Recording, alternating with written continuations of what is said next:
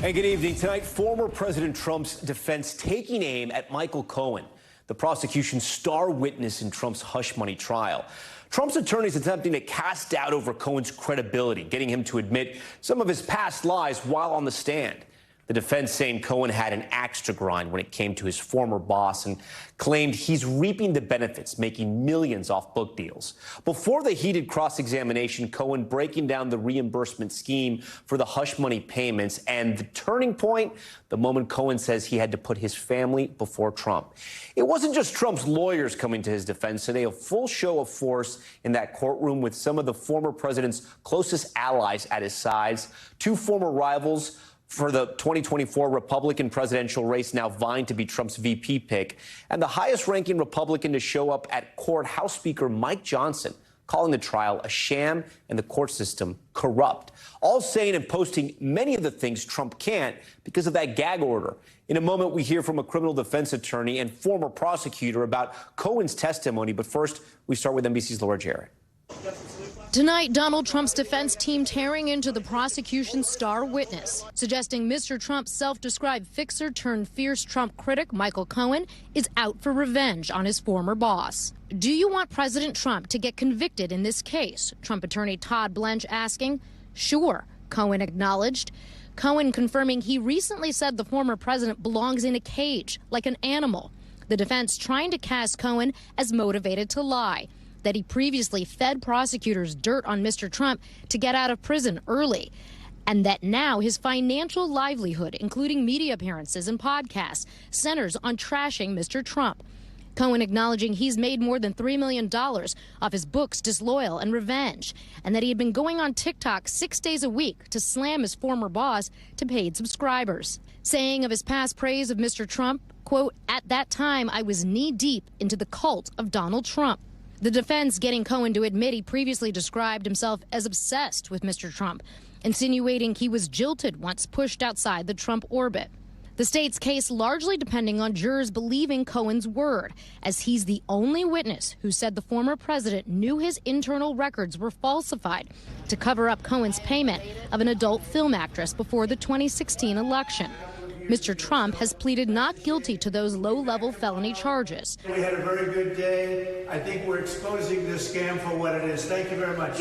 Earlier today, the prosecution questioning Cohen, who told the jury these invoices seeking repayment for services rendered in 2017 were false records, and that the retainer agreement he references never existed. Prosecutors guiding Cohen through check after check with the retainer language included. All false statements, he said, because they weren't for valid legal fees, but reimbursements for the hush money. Cohen describing a meeting with Mr. Trump at the White House in 2017 where he posed for this picture. Cohen says they discussed Mr. Trump reimbursing him for paying off Stormy Daniels, an arrangement developed by Trump Organization CFO Alan Weisselberg months earlier. I was sitting with President Trump and he asked me if I was okay. He asked me if I needed money and I said, no, all good. He said, because I can get a check. I said, no, I'm okay. He said, all right, just make sure you deal with Alan, Cohen testifying. Later saying he was frightened when the FBI raided his home and office in 2018, saying Mr. Trump told him, don't worry, I'm the president of the United States. Stay tough, which Cohen took to mean don't flip. But Cohen says he turned against Mr. Trump after consulting with his family. My wife, my daughter, my son all said to me, we're supposed to be your first loyalty. Cohen has been disbarred and convicted of lying under oath. And tonight, the defense zeroing in on his motives. Trump attorney Blanche asking Cohen if he was motivated by fame. Cohen suggesting that's not fair to say. Blanche then quoting this excerpt from Cohen's book, quote, I wanted it all, power, the good life, public acclaim, fame. Those are my words, Cohen said. Yes. Laura joins us tonight from outside of court. Laura, today I was following along the live reports on our live blog on NBCnews.com, and I saw you had a couple observations really with both sides going after Michael Cohen and questioning him and then the cross-examination, but at times, sometimes losing their rhythm and maybe the attention of the jurors as well. You know, Tom, it strikes me that so many of us in the news media have been following this case so closely. and the prosecutors have been preparing for this moment for literally years. But the jury doesn't know all of these facts. And so lots of times there's so much to cover, so much ground that they potentially go into that I think sometimes they lose the thread of what this case is about, which is the falsification of business records, prosecutors say, in order to try to cover up a scheme to subvert the election results, right? And I think sometimes we go down the rabbit holes on certain things. And so today we heard a lot from the defense trying to make hay of Michael Cohen's credibility, casting him as a liar, as you heard in the piece. But there were so many different avenues that they almost lost steam, getting lost in all of them. And in the same regard, on the prosecution side, we saw the prosecution trying to get ahead of some of the defense lines of questioning, going down certain lines of questioning with Michael Cohen without much context for it. And at the end of the day, it'd obviously be up to the jury to decide which version of this story they believe, Tom. Yeah, it's been a long few weeks for those jurors, but it could potentially all be coming to an end, right? I know there were some late developments as court was wrapping up today. Get our viewers caught up. Is the defense going to put up a defense? Well, one of the nice things about getting transcripts so shortly after the court wraps up here is that we can see what's happening in the sidebar conversations, which are without a earshot of the jury. And it's just when the judge is talking to the defense lawyers and the prosecutors, and it was revealed that the defense may not actually put up any real witnesses. They're debating about whether to put on a so-called expert witness, Tom, but they may not call any witnesses of their own, in which case the prosecutors will get a chance to rehabilitate Michael Cohen after the defense team finishes. And then they could wrap up, which means there may be the end of this case by early next week, Tom. All right, Laura Jarrett for us. For more on Michael Cohen's second day in court, I want to bring in Bernarda Villalona. She's a criminal defense attorney and former prosecutor. She was in the courtroom today and yesterday for Michael Cohen's testimony. So, Bernarda, you've been on both sides of the defense team and the prosecuting team. What do you make of Michael Cohen? I think Michael Cohen is definitely coming off as credible. It's crazy because this whole buildup of Michael Cohen, you've heard people call him a dirtbag, how he's a mean person. He's a person that can't be trusted. He goes rogue. Well, he's been convicted of perjury and he's gone to prison. I mean, that's where some of that comes from. But even he also said horrible things to reporters. It doesn't just come out of the blue. I mean, but coming out in front of the jury, that's what I'm saying. Yeah. What the jury has heard from other witnesses that have testified in the trial. But as Michael Cohen is testifying, he comes off as a completely different person, not the person that you expected to be on the stand based on what other witnesses said, from Hope Hicks, from other witnesses earlier on in this trial. Michael Cohen is calm, cool, collected. He's answering the questions. He has a perfect cadence in the sense of how he's answering the question. And that's really big because when a jury has to evaluate credibility, believability, they're going to take into account his demeanor on the stand, how he answers questions. Is he evasive? If he's giving attitude, is he consistent with prior testimony? What's his motivation, his bias? So he's coming off well. And the most important thing that the prosecution is doing is that when they ask him a question, especially when it's relevant, having to deal with the falsification of the business records, if they have receipts, meaning, do they have phone records to corroborate that the phone call took place? They're showing it. Do we have a text message? They're showing it. A meeting? They're showing it. How was the cross-examination? I thought the cross-examination was weak. Really? Okay. I thought it was weak. As a former prosecutor, having prosecuted cases for 16 years and being a defense attorney and tried close to 100 cases already, I thought it was weak. I thought that the defense would have came out swinging, but they came out flat, like very underwhelming, the testimony itself. It just had no rhythm. And Michael Cohen wasn't going for the bite. He kept cool. He kept collected. Except he did have to admit under oath here that he did lie. Absolutely.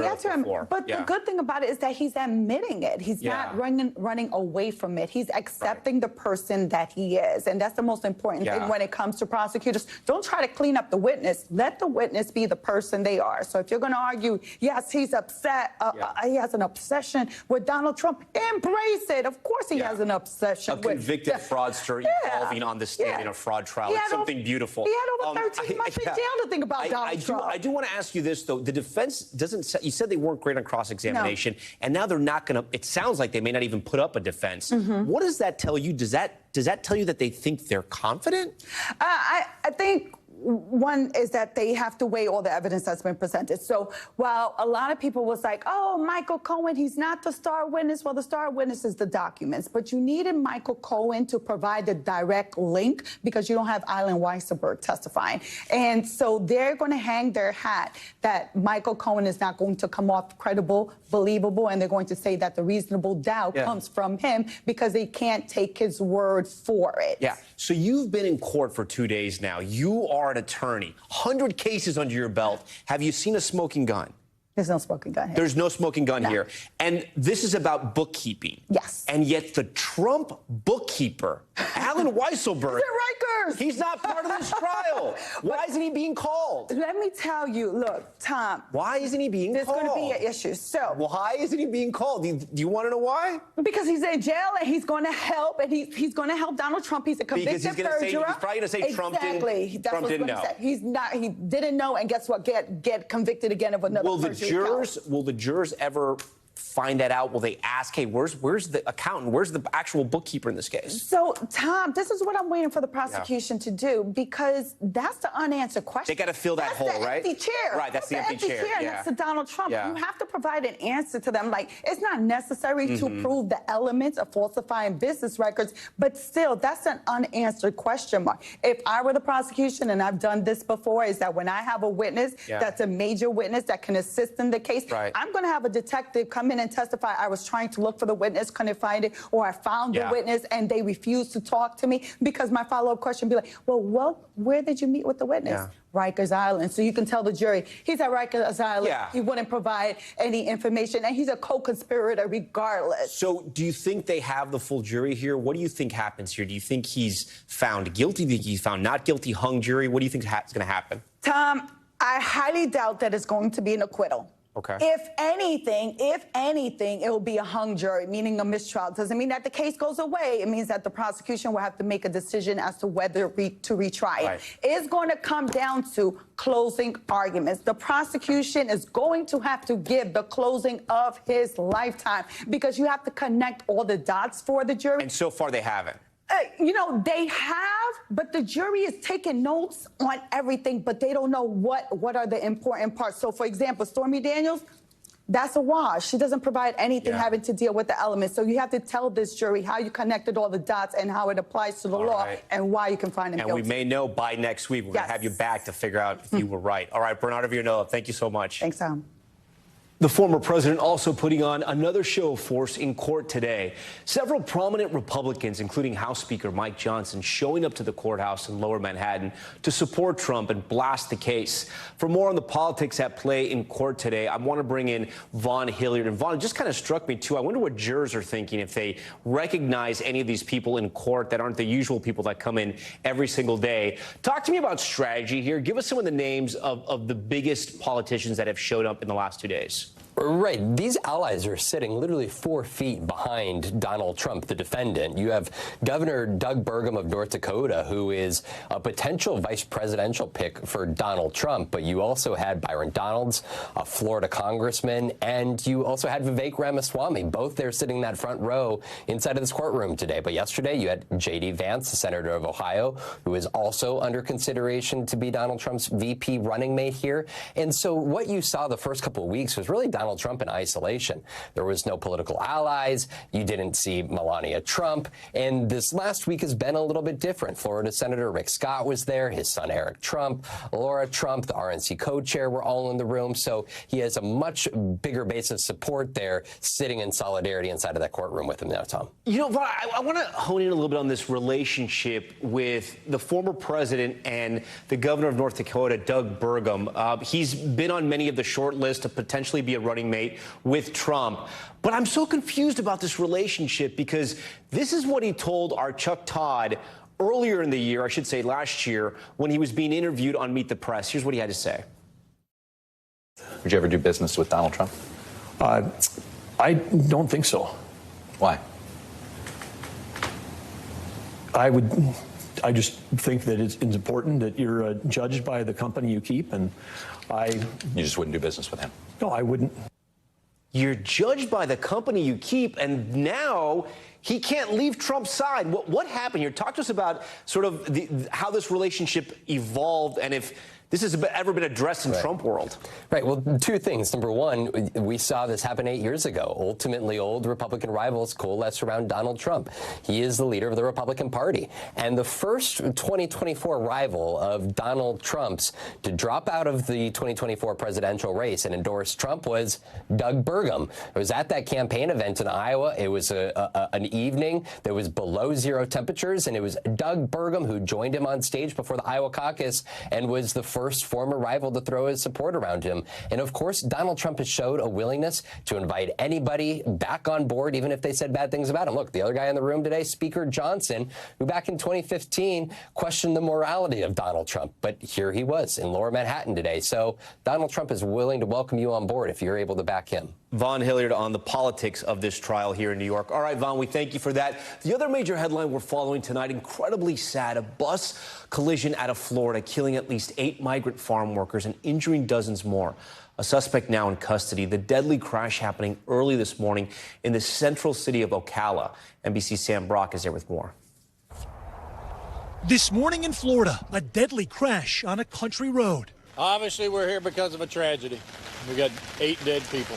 Just after 6:30 in the morning, a retired school bus carrying more than 50 migrant workers to a Marion County watermelon farm sideswiped by a pickup truck. The school bus traveled off the roadway onto the grass shoulder where it went through a fence, struck a tree, and overturned. First responders dispatched in force, more than 30 ambulances rushing 38 people to area hospitals. At least 8 of them died at the scene, several more in life-threatening condition. So there's high probability this may be beyond 8 fatalities. Florida Highway Patrol identifying the driver of the pickup truck as 41-year-old Brian McLean Howard with a lengthy criminal history, now charged with 8 counts of DUI manslaughter. Locals in this largely agricultural area say these back roads can be dangerous. This road seems to have a lot of traffic incidences. Over the past several years, it's been even worse. Authorities say that weather might have been a factor and promise a full investigation into exactly what caused the fatal crash, but say that review could last 6 months. I'm confident we will have answers for the family to be able to give them closure of why we have this crash. For now, this wreckage offers only sorrowful questions and inconsolable heartbreak. All right, Sam Brock joins us tonight from Ocala, Florida, just where the accident happened. Sam, my first question to you in watching your report, did weather play any type of role in this accident? Do we know? Because at times it sounded like it was raining. At other times it looked like it was pretty dry. It certainly could have. I'll tell you, driving up here from Miami, Tom, we did sort of hit pockets of heavy rain. And yes, there's been thunderstorms and severe weather in the area for a couple of days, so it could have. But in terms of the specific charges here, you're talking about an individual with a history of law breaking, frankly, someone that had fled the scene of a crash previously, had been driving on a suspended license multiple times, and of course, a DUI-related charge as it concerns manslaughter. And this happened, Tom, at 6:30 in the morning. So you have to wonder whether or not the driver's behavior now factors into the investigation. But yes, weather is one of those elements that is being considered. And then, do we have any updates on the conditions of those taken to the hospital? HCA Florida updated actually earlier this afternoon some of those victims. And Tom, look, there were about 40 people that were treated in addition to those 8 who were killed. The good news here is that about 30 of them were released with no problems. They're now connecting with their families again. 7 of them remain in critical condition. 3 of them are in stable condition. And you certainly get the impression, hearing investigators, that they are expecting that death toll to rise from 8 based on how severe some of those injuries were, Tom. Okay, Sam Brock on that devastating story tonight. Sam, we thank you for your reporting. Back here in New York City, Mayor Eric Adams sparking controversy over remarks he made about migrants, appearing to suggest they could fill the city's lifeguard shortage because they are, quote, excellent swimmers. Take a listen. If we had a migrant and asylum seeker plan that states those jobs that we are in high demand, we could expedite. How do we have a large body of people that are in our city and country that are excellent swimmers, and at the same time we need lifeguards? And the only obstacle is that we won't give them the right to work to become a lifeguard. That just doesn't make sense. That quote really doesn't make sense. Adams' administration has faced criticism over its handling of the estimated 180,000 migrants who have arrived in the city since 2022, many of them ending up in the city's already overwhelmed shelter system. For more on Adams' remarks on the state of the migrant crisis in New York City, I'm joined now by Power Malu. He's the executive director of Artists, Athletes, and Activists. It's a grassroots organization that connects migrants here in the city with key services, including shelter, food, medical care, and legal support. Power, I want to thank you for joining me. I want to start with the mayor's comments there. I know how I interpreted those comments. How did you interpret them? Well, once again, we have an administration that's deflecting attention off of their incompetency and mismanagement and pointing the finger at the migrants. At any given press conference, you'll have this administration blame the migrants for the financial woes of this city, and on the same breath, they'll praise and say the migrants should be allowed to work because they can help us. Yeah, I get that, but I also want to talk about just sort of painting with a very broad brush that the migrants in New York are all great swimmers. Where would he get that from, unless it had something to do with crossing the Rio Grande, or because some of them may come from places like Cuba or Haiti or another island? Regardless, it's incredibly racist. And I am shocked and really upset that there hasn't been more sort of outrage in this city, a city that claims to be progressive, a city that claims to protect people from all nationalities, and no one really cares about this. Yeah, we have an administration that is constantly doing things like this, and it gets brushed under the rug. Also, this mayor says that people attack him because he is black or African American. So what we are having here is just excuse after excuse as to why you're not dealing with the migrant crisis. And what I want to say is that there are plenty of grassroots organizations that have been supporting since day one. And this administration has constantly said that there is no resources, but there are abundance. There's abundance of resources. Do you think a mayor who could make a comment like that has an understanding of who these people are and where they come from? Because they really come from all over the world. Absolutely. This is stereotyped. This is, a mayor that is not in touch with what's going on. We've been on the ground since day one. There are people that cross from Africa, from Afghanistan, from Latin America. They're from all over the world. So to just say that people that are here are great swimmers is a poor comment. Do you think it was literally connected to them crossing the Rio Grande? Do you think that's where that logic came? I don't even know where the logic comes from. So you're talking about a mayor who said that these migrants are the issue that's going to crush New York City.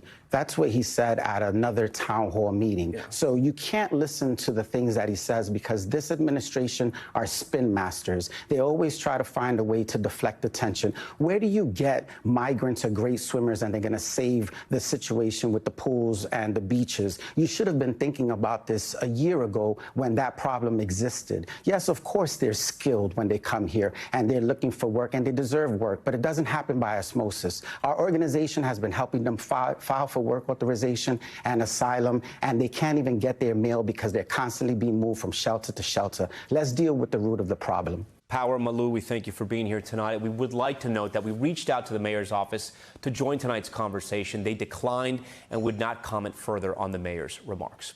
Okay, now to Baltimore, where the NTSB has just released its preliminary report into that deadly bridge collapse back in March. The report revealing for the first time that the cargo ship Dolly had experienced another power failure just 10 hours before the crash. For more on these new details in the report, let's get right to Ryan Nobles, who joins us tonight from Baltimore. So, Ryan, let's start with that new revelation in this report. The Dolly had lost powers just hours before the crash. Does the NTSB think there were warning signs missed? Well, Tom, we've known for some time, and there's been a lot of suspicion that power outages were part of what led to this collapse of the Francis Scott Key Bridge after that collision with the container ship Dolly. This report now confirms that there were two separate power outages the night of the accident, but it's this separate power outage that happened 10 hours before the crash that is raising a lot of questions. It was part of what the investigators believe was an error by a member of the crew. It did not prohibit the ship from from leaving the port the next day. At this point, the NTSB has not definitively said whether or not there's a connection between that power outage 10 hours before and then the 2 power outages that happened that led to the accident. One of those power outages, Tom, the night of the accident occurred when the ship was just 350 yards away from the base of this bridge here behind me. That's not nearly enough time to anchor a massive vessel like this or to get tugboats there in time to steer it away from the base of the bridge, which is what led to the collapse. So the NTSB still in the midst of their investigation. This is just a preliminary report, but you're right. It is a very big revelation that it was having power issues before it even left the port the day before. And then, Ryan, you know, we're curious here over at Top Story because we had that report yesterday from George Solis when they blew up the bridge just behind you. Today, it's been about 24 hours since then. What does the bridge look like today, and how is it helping the recovery effort so far? Yeah, so you can see behind me that the ship is still there. And we had thought, and we were told that explosion that you were talking about, that controlled precision explosion that was designed to get part of the bridge that was resting on the ship off of it, was designed to allow them the opportunity to more easily move the ship out of this spot in the river where it is stuck. But it hasn't moved at all today. I've been staring at this ship all day, and I can't even tell if it's moved a centimeter. Now, that being said, the cranes that are around the ship and the bridge have been very active all day long. The officials tell us that they hope that they can begin the process of moving the ship out of the river as soon as tomorrow. That's vitally important, Tom, because that's part of the reason that the port of Baltimore is not fully reopened yet. It's difficult to get massive container ships the size of that container ship into this port when it is blocking them from coming in. That's, you're talking around $200 million worth of cargo every single day that comes through this port when it's up and running. So they're hoping it happens tomorrow. They're obviously dealing with weather. The rain has been on and off here all day long and could be tomorrow as well. But they are hopeful that they're making progress. Keep in mind, Tom, that ship has been stuck in that spot for 49 days. It's just one small example of how difficult this recovery has been. Ryan Nobles with all the new developments that have happened out there in Baltimore. Ryan, we thank you for that. Tonight, we're also tracking severe weather in the south, which has devastated parts of Louisiana.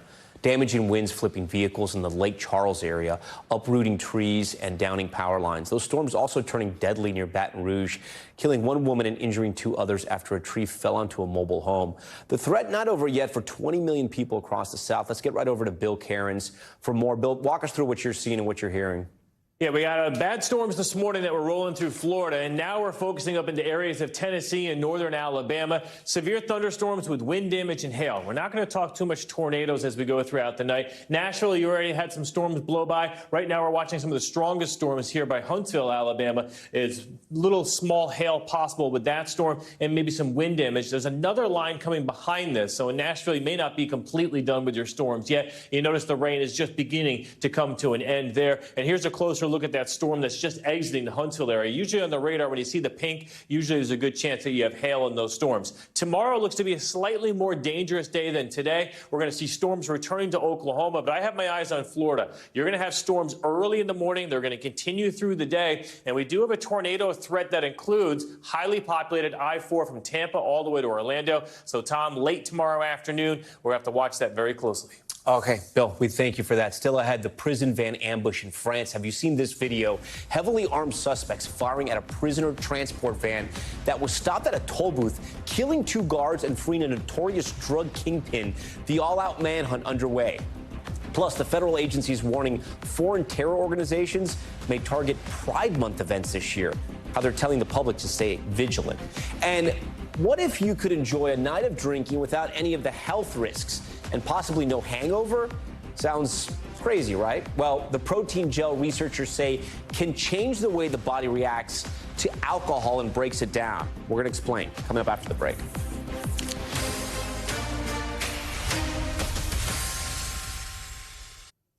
Back down with the urgent search for a drug kingpin who escaped from the custody of French police. Armed gunmen ambushing officers who were transferring him, opening fire at a toll booth as horrified commuters looked on. The deadly assault captured on surveillance video. NBC's Josh Letterman has the latest. Tonight, an urgent manhunt underway in France for a notorious drug kingpin and the armed gunman who broke him out of police custody. The deadly ambush at a toll booth captured on surveillance video, a black SUV smashing into a police van conducting a high-profile prisoner transport. The Paris prosecutor's office naming the prisoner as 30-year-old Mohamed Amra, convicted of burglary and under investigation in a fatal kidnapping case. French media say he's known as the Fly or La Mouche. The assailant's SUV appearing to pin the prison van in, gunmen jumping out as terrified bystanders in nearby buses take cover. Others catching glimpses of the chaos. The gunmen pulling Amra out. As they make their escape, an explosion in front of that black SUV.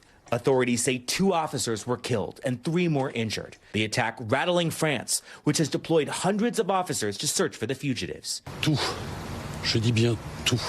French Justice Minister Eric Dupond-Moretti saying everything, and I am saying everything, will be put in place to hunt down the perpetrators of this revolting crime. It's the first death in France's prison service since 1992, the Justice Ministry says.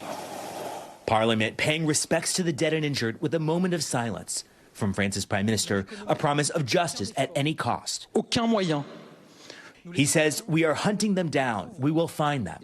And I tell you, they will pay. And we are learning more tonight about the prison officers who were killed in this incident. French police say one of them was a 52-year-old who had served in the French prison service for more than 15 years. He was the father of twins who were about to celebrate their birthday. The other was a 34-year-old supervisor in the prison service. He and his spouse were expecting a child. Tom. Josh Latterman for us. Okay, Josh, when we come back, a scary close call caught on camera. A home security system capturing stray bullets flying into a Fort Worth home, narrowly missing that little boy, only 9 years old. What we're learning about the shooting next.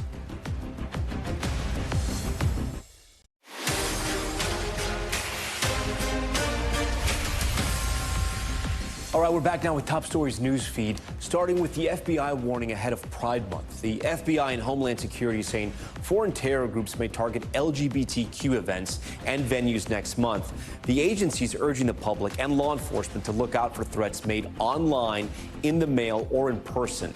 The bulletin saying ideology spread by groups like ISIS contributed to the Pulse nightclub massacre in Orlando and a Pride parade attack in Vienna. We have shocking new video showing a 9-year-old boy in Texas narrowly avoiding bullets from a drive-by shooting. A home security cam capturing the moment the child ducked for cover as stray bullets flew into his Fort Worth living room, dust filling the air as the gunshots hit the wall. The boy was not hurt, but authorities say that shooting did injure 6 people, including 4 children. Police are still searching for the gunman. And an art installation connecting New York City to Dublin temporarily shut down due to inappropriate behavior. The portal allowing people in both cities to interact by using live video streams, but less than a week after it was put in place, the portal was turned off. The move coming after videos on social media showed up of people holding up offensive images and signs and doing lewd acts to people either in Dublin or back here in New York. The organization saying the portal will turn back on by the end of the week. Okay, we go to Washington now, where tonight President Biden announcing a major increase in tariffs on Chinese imports. The White House saying the hike is expected to affect an estimated $18 billion worth of goods, including electric vehicles. NBC's Gabe Gutierrez has this one. With China revving up to sell government-subsidized electric vehicles for as low as $10,000, tonight the Biden administration is slapping higher tariffs on EVs and other Chinese goods to fight what it calls unfair trade practices. It's not competition, it's cheating. The price to import electric vehicles from China will now quadruple from a 25% tax to 100%. The president is also announcing hikes on a slew of other Chinese products, including steel and aluminum, lithium-ion batteries, semiconductors, syringes and needles, and personal protective equipment. China heavily subsidized all these products, pushing Chinese companies to produce far more than the rest of the world can absorb, and then dumping the excess products onto the market at unfairly low prices. It was the Trump White House that started charging more for Chinese imports. And even though as a candidate, he promised to reverse what he called Trump's senseless policies on China tariffs, President Biden has kept most of them. The Biden administration denies the new moves will lead to more inflation because they're more targeted.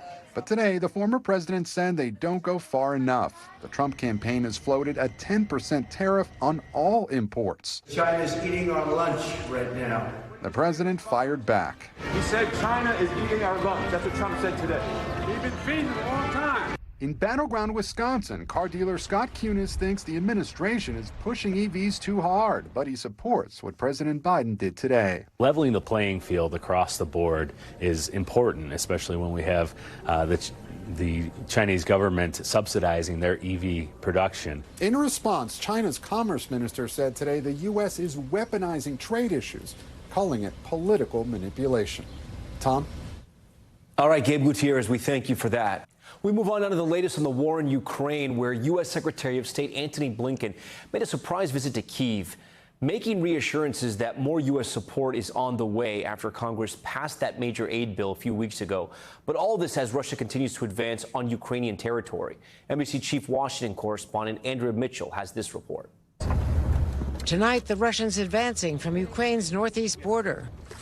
A desperate race to evacuate thousands of Ukrainians on the outskirts of Kharkiv. She says they are shooting from everywhere. Yesterday, there was a hit and the front of our house burned down. Ukraine forced to retreat in recent months, waiting for Congress to approve weapons. Now trying to hold the line in villages north of Kharkiv. Secretary of State Blinken arriving in Kyiv today, even taking time to jump on stage with a local band, playing Rockin' in the Free World. President Zelensky expressing gratitude, but saying his country still needs air defense against the Russian barrage, specifically Patriot missile batteries. It's air defense, the biggest deficit for us, for Kharkiv region, because the people are under attack. Secretary Blinken saying the assistance is on its way. Some of it's already arrived, more of it will be arriving, and that's going to make a real difference. But the U.S. says it doesn't have enough Patriot missile launchers and is working with other countries to send theirs, while Russia is getting critical support from Iran, North Korea, and China. Putin is ramping up yet another offensive against Ukraine in Kharkiv and across the east, sending wave after wave of Russian soldiers, Iranian drones, North Korean artillery, and tanks. And later this week, President Putin, riding the wave of recent advances in Ukraine, will meet with President Xi in Beijing and will discuss the war. Tom? Okay, Andrea, we thank you for that. Next to Top Stories Global Watch and a check of what else is happening around the world. In Mumbai, a billboard collapsed, killing at least 14 people and injuring dozens. The new video posted to social media showing the massive billboard falling onto a gas station and homes during a major thunderstorm there. Rescue crews managing to save some people from under the rubble. Local media reporting about 75 people were hospitalized. And there's an update tonight, finding Venezuela is expanding its military presence on its border with Guyana. The Center for Strategic and International Studies sharing these satellite images showing what they say is new military infrastructure, including an expanded military base, airfield, and fueling equipment near the disputed Essequibo region. The oil-rich land makes up about two-thirds of Guyana. Venezuelan President Nicolás Maduro and his supporters have scaled up threats to annex it. And researchers in Switzerland developing an oral gel that they say breaks down alcohol before it actually enters the bloodstream.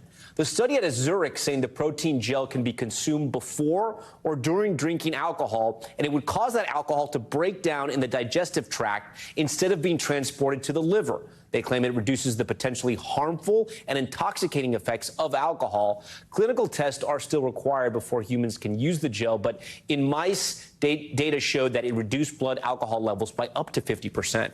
We thank you for watching Top Story tonight. I'm Tom Llamas in New York. Stay right there. More news on the way. Thanks for watching. Stay updated about breaking news and top stories on the NBC News app or follow us on social media.